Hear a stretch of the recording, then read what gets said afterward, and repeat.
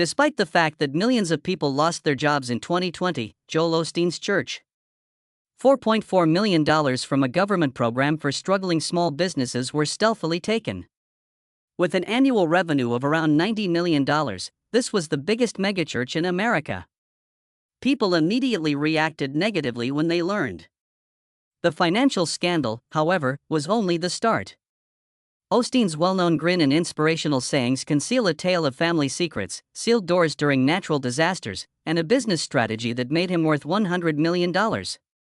What actually occurs when faith turns into wealth is what we're revealing today. Joel Scott Osteen originated in Houston, Texas, on March 5, 1963. His family, of which he was one of 6 children, was deeply rooted in the church. Everything changed in 1958 with the birth of Joel's sister Lisa. Joel's father, John Osteen, had previously served as a Southern Baptist preacher. Having significant health issues, John felt a deep shake at that time. He broke with his old ways and began preaching about miracles and healing. John and his wife Dodie founded Lakewood Church in 1959, a year later, in a former Houston feed shop. Although it only had 234 seats at first, it was a strong vehicle. Eventually, the church started to expand. Joel was surrounded by family and faith as a child. While his brother Paul became a surgeon and missionary, his sister Lisa would become a pastor herself. They believed that anything was possible with faith, and their house was a place of prayer and optimism. Joel completed his education at Humble High School in 1981. Despite receiving a terminal cancer diagnosis that same year, their mother Dodie remained optimistic and lived. Their faith grew greater as a result.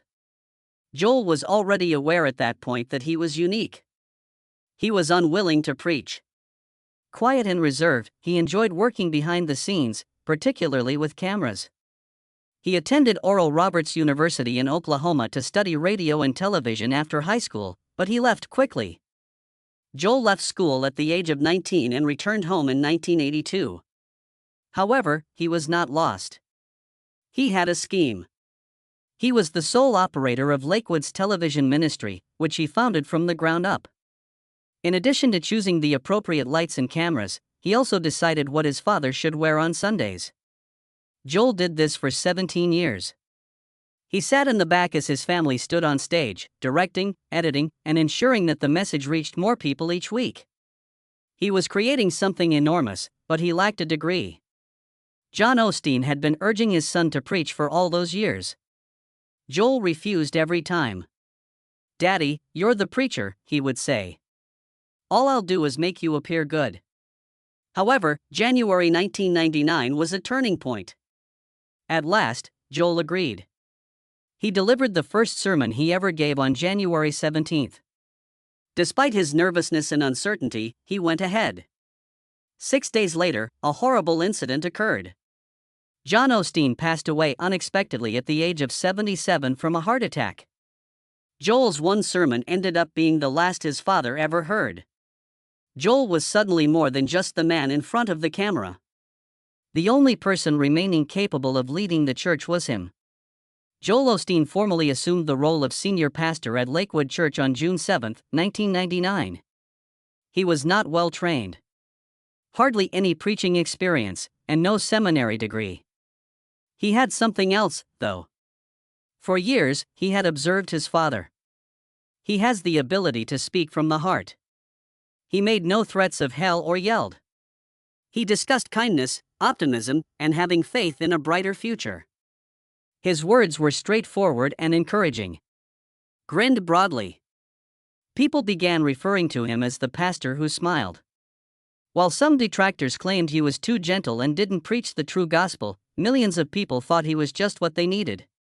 Joel's leadership caused Lakewood Church to grow rapidly. Weekly attendance was around 8,000 when he took over. By 2004, that figure had risen to more than 25,000. Joel was not solely dependent on sermons. He purchased better airtime, installed billboards, and quadrupled the church's TV budget. He made Lakewood a household name, but they required more room. Then he took a risk in 2003. He was in charge of the church's takeover of Houston's enormous arena, the Compact Center.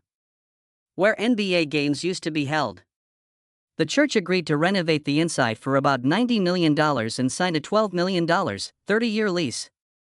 Joel thought it was worth it, despite the fact that many people were astonished by that enormous figure. The remodeling process took 15 months. They filled the building with offices, classrooms, and a cutting-edge broadcast studio, adding 5 floors. New carpets and indoor waterfalls were everywhere. They opened the doors in July 2005, and Lakewood held its inaugural service in the new facility on July 16, 2005. Every seat in the 16,000-seat venue was occupied. The church's weekly attendance surpassed 40,000 in that same year, and their television broadcast was seen in more than 100 nations. Joel's message was now well known. For $7.5 million, Lakewood purchased the small center outright by 2010, but Joel didn't stop there. His Night of Hope concerts filled stadiums in 2014, when he started a 24-hour SiriusXM radio show. He rose to prominence as one of the world's most renowned pastors. Millions of copies of his book, Your Best Life Now, were sold, making it a bestseller. Every week, he delivered sermons to more than 10 million individuals in the U.S. alone. He continued to convey the same message. Let go of the past, have faith in God, project positive energy into your life, and anticipate blessings. Joel Osteen's book, Your Best Life Now, was published in October of 2004. Initially, it appeared to be just another self-help book with a Christian twist. However, in just 3 months, it had sold over 500,000 copies by December 2004. It got a Gold Book Award, and sales were faster than anyone had anticipated. It then achieved 1 million copies sold by May 2005, earning the Platinum Book Award. Everyone was even more surprised by how long the book remained on the New York Times bestseller list. For over 200 weeks in a row, it was there. The equivalent of nearly 4 years in a row. Especially for a preacher writing his debut book, that kind of run is exceedingly uncommon. Over the years, it sold over 4 million copies worldwide. It was a straightforward but impactful book. It discussed maintaining an optimistic outlook, having faith, and believing in a brighter future. However, the message was not limited to churchgoers. People from all walks of life were drawn to it because it was comforting and hopeful.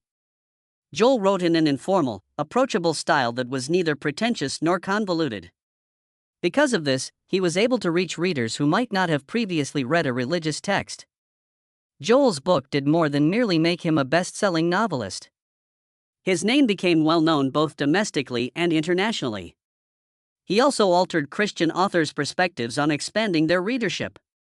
What followed, however, shocked everyone even more. Joel Osteen's church, Lakewood, received donations, leading many to believe he was affluent. It wasn't the whole tale, though. Joel deliberately decided that, as of 2005, he would no longer accept any remuneration from the church. Rather, he concentrated on creating something more substantial. He made a name for himself. At least 7 of the more than 15 books he authored went on to become New York Times bestsellers. The revenue from these novels was in the millions. His 2005 book, Become a Better You, brought in almost $13 million in royalties and advance payments alone. Joel, however, didn't stop there. At first, he charged up to $100,000 or even $200,000 per appearance when he gave live speeches. Where basketball games and concerts are typically held, he packed stadiums and arenas. He also introduced a broad line of products, including apparel, presents, CDs, and books, which are all offered for sale online and at Lakewood's enormous gift shop. Joel developed huge followings on social media. 10 million people followed him on Twitter, 5 million on Instagram, and more than 25 million on Facebook. Not only did these platforms aid in the dissemination of his message, they also gave him a method to use sponsored content to earn even more money, as well as online promotion. Everything added up. His estimated net worth at this point is $100 million. In order to appear modest and unattached to wealth, he developed a business strategy that allowed him to covertly establish a media empire in the background. Joel then changed everything completely in 2013. He launched a project titled the Night of Hope Tour. Rather than merely lecturing in a church, he reserved some of America's largest arenas. These were not free activities. People came in droves and purchased tickets, which typically cost $15. March 11, 2013 was one such occasion. More than 20,000 people in Miami's American Airlines Arena. Additionally, this wasn't an isolated incident. New York, Los Angeles, and other cities were on the tour's itinerary. They continued to fill the arenas. By 2019, London's Wembley Arena was sold out as he performed Night of Hope abroad. The performances resembled big concerts more than sermons. Huge crowds, music, lighting, and stirring speeches were all present. For these activities, Lakewood Church spent $6.7 million in 2017 alone. That demonstrates how enormous their scale and profitability had grown. Joel's success wasn't a coincidence. It resulted from meticulous preparation, particularly in the area of media. He pursued a larger goal rather than sticking within Christian channels. Oprah, Good Morning America, and Larry King Live were among the prominent programs he appeared on. He had a pivotal interview with Larry King in 2005. Millions of Americans were exposed to his message of optimism through it.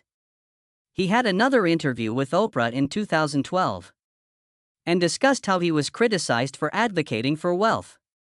In a different way, he continued, he just wanted people to see a brighter future and feel positive. He made no mention of rigid religious laws. He talked about being content, getting stronger, and having faith in a brighter future. He was no longer merely a preacher as a result. He became a motivational speaker as a result, and even those who did not attend church found him appealing. In 1985, Joel Osteen entered a jewelry business in Houston with no extraordinary expectations. His watch simply required a new battery. But his life was completely altered by that brief mission. A young woman called Victoria Eloff was behind the counter. She was employed there while attending the University of Houston to study psychology. The woman who sold watch batteries would end up becoming Joel's wife, his spiritual partner, and one of the most influential women in American religion, all without his knowledge at the time.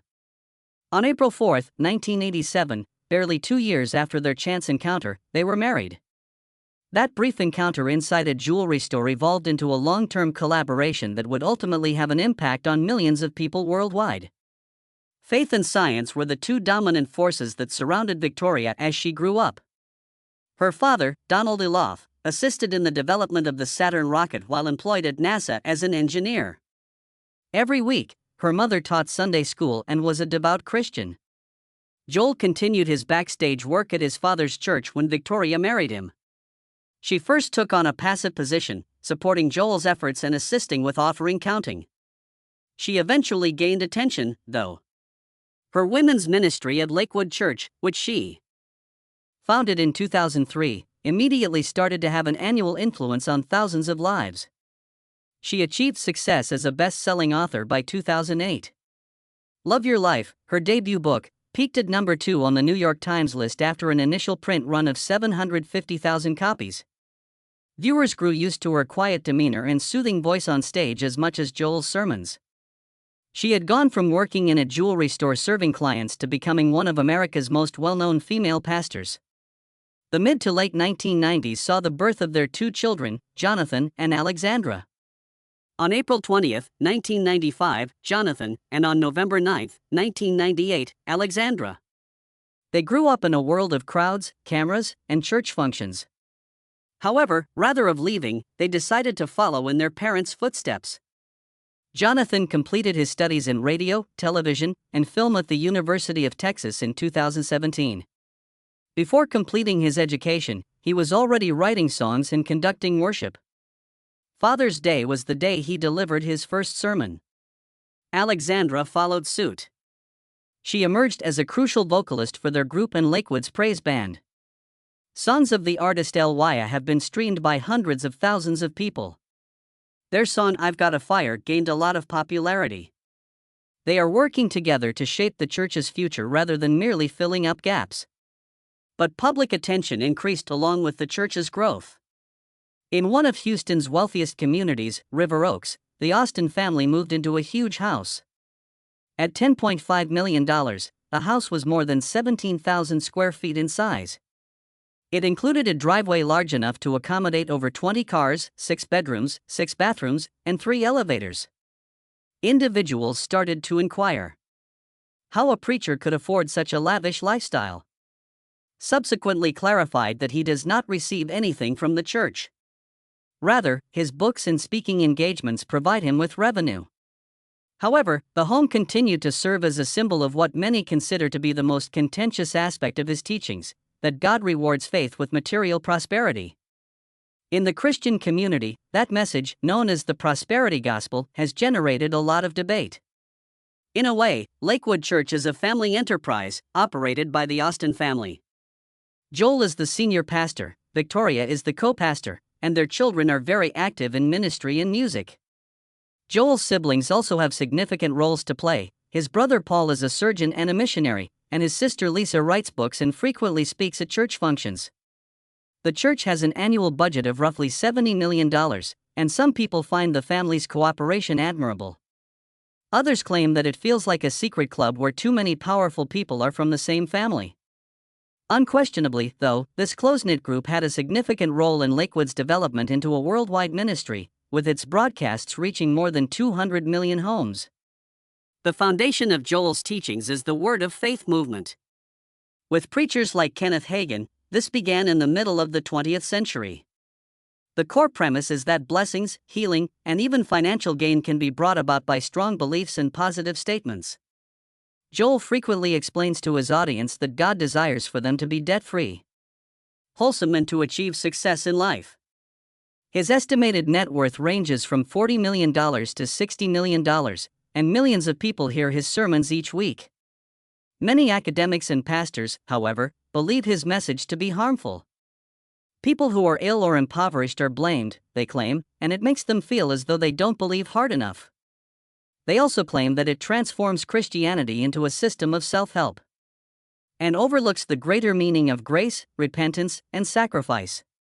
Joel is often criticized because he stays away from subjects like judgment, damnation, and sin. He has stated that he aims to convey a positive message in interviews. Fear is not what he wants to think about. He frequently discusses maintaining a positive outlook, believing in oneself, and remaining hopeful in his books and lectures. Theologians contend that it lacks the core of the Christian faith, despite the fact that he has stated that it is straightforward and encouraging. Joel emphasizes increasing one's self-esteem over urging others to change and ask for forgiveness. Other people have even referred to it as Christianity without a cross. They think it sounds nice, but it ignores the reality of sin and the necessity of salvation. Has been referred to as a heretic by numerous well-known Christian figures. According to a quote from Westminster Seminary's Michael Horton, Joel's teachings saw God not as a Lord to be obeyed but as a means of achieving wealth and happiness. He said that Joel's sermons were like taking Lucky Charms out of a fortune cracker. They were always about blessings and infrequently about hardship. Any instruction that omits remorse is seriously faulty, Packer added. Many contend that prosperity theology contradicts the message of the Bible. Rather than cautioning against greed, it exhorts people to view wealth as evidence of God's favor. Jesus himself cautioned against focusing on material possessions. Joel's interpretation of faith, however, seems to indicate otherwise. Even the church's actions have led to misunderstandings. For many years, Lakewood's regular services did not frequently include communion or baptisms. Some questioned whether two of Christianity's most revered customs were being overlooked by the church. Lakewood claims officially that it is in favor of both. In 1925, Joel oversaw a massive baptism ceremony in which hundreds of individuals were baptized simultaneously. Though not weekly, communion is also observed. Many, however, believe that these religious gestures are ignored in favor of happier messages and more sentimental moments. Critics claim that's an issue.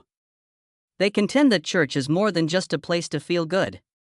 Recalling sacred truths and maintaining ties to the foundations of the Christian faith are also important. The way Joel presents his sermons is another characteristic that makes him unique. No notes are used by him. He composes the message in its entirety in advance, then commits it entirely to memory. He occasionally even records himself and replays it, much like a performer preparing for a performance. Timed to the second, each message is typically 27 minutes long, making it ideal for television. He has connected with millions of people thanks to this manner. He speaks properly, smiles, and makes eye contact. However, some pastors assert that there is a price for style. He doesn't go into much detail in his sermons. The final appeals for salvation are frequently unsuccessful, and there aren't many references to the Bible. Feel hurried or disengaged from the remainder of the communication. The manner his father, John Osteen, preached was totally different. It was more conventional and centered on the Bible. The contrast demonstrates the extent of change in a single generation. One thing startled practically everyone in the middle of 2020, when the world was reeling from lockdowns and job losses. Houston's Lakewood Church, the largest megachurch in the U.S., discreetly borrowed $4.4 million from a unique government initiative designed to ease the pandemic's effects on small enterprises. It was known as the Paycheck Protection Program, PPP. It was not intended for large churches with yearly revenue of around $90 million, but rather for organizations that were barely surviving.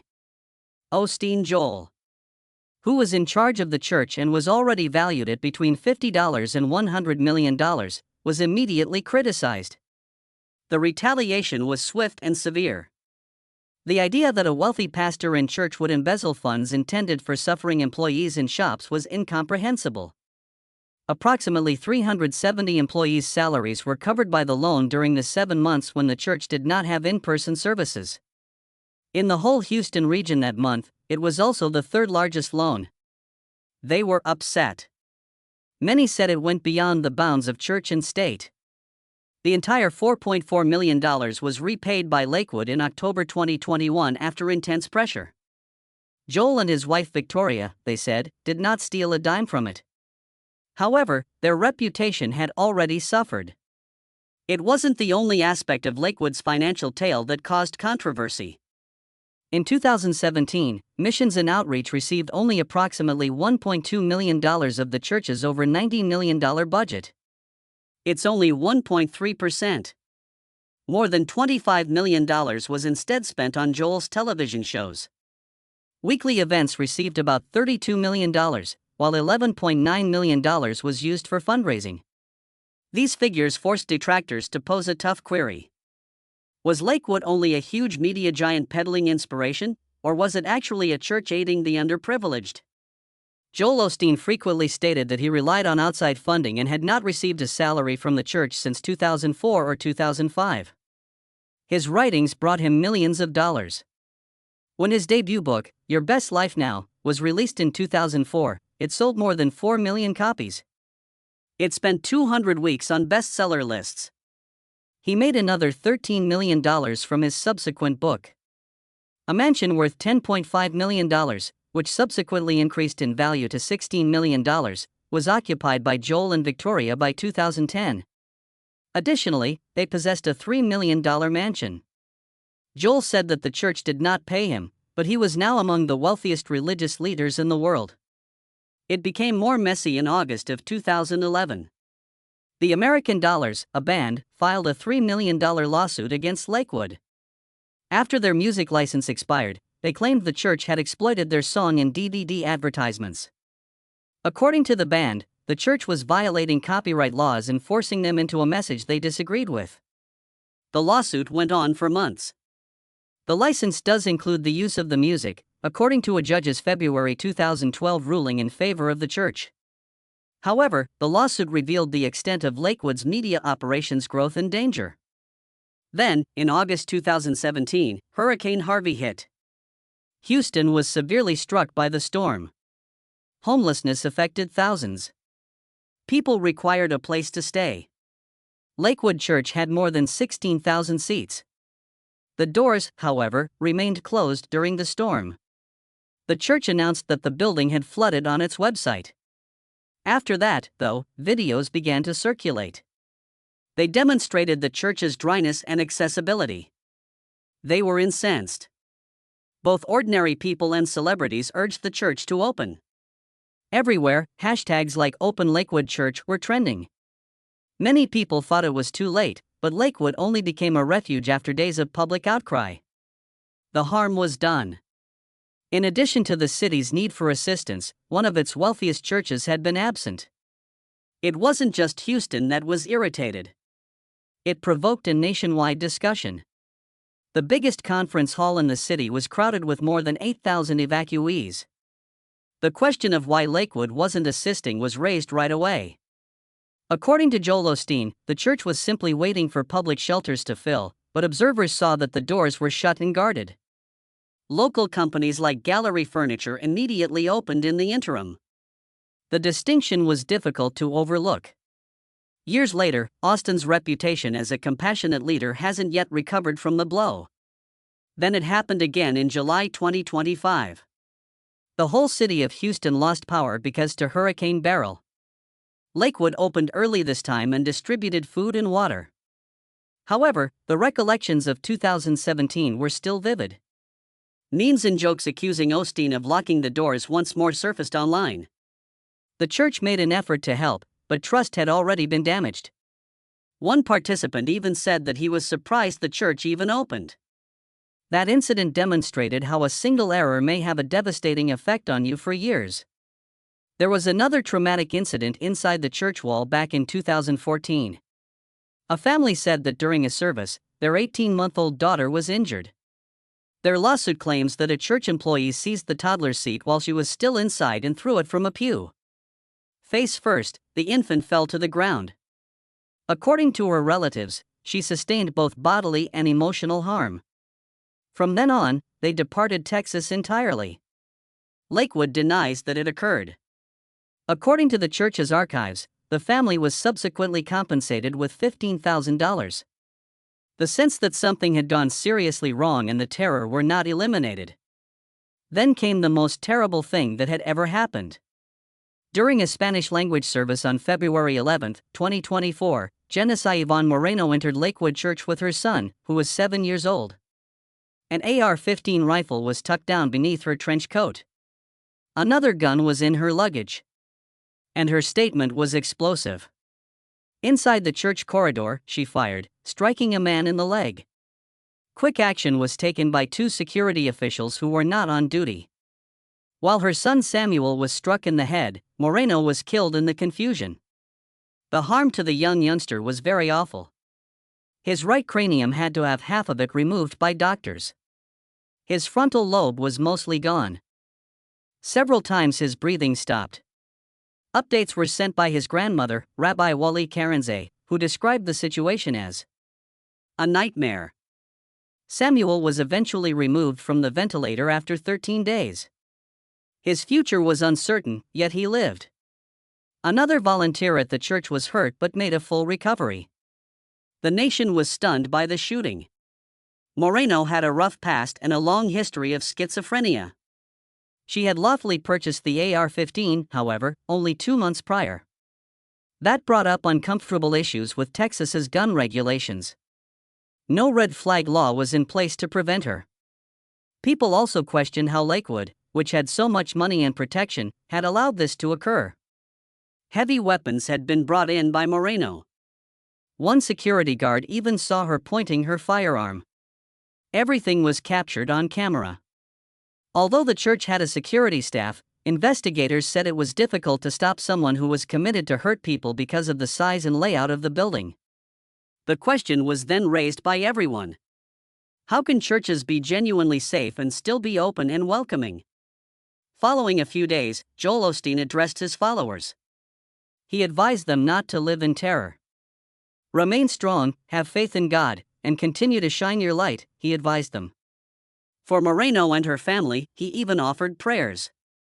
Some felt he missed the point, while others valued the message. Like many others, Samuel's grandmother believed that discussing faith alone was insufficient. Desired result. Better gun laws were what they desired. Change was what they want. The police investigated the shooting for a whole year. The matter was turned over to the district attorney's office in February 2025 so that it could be presented to a grand jury.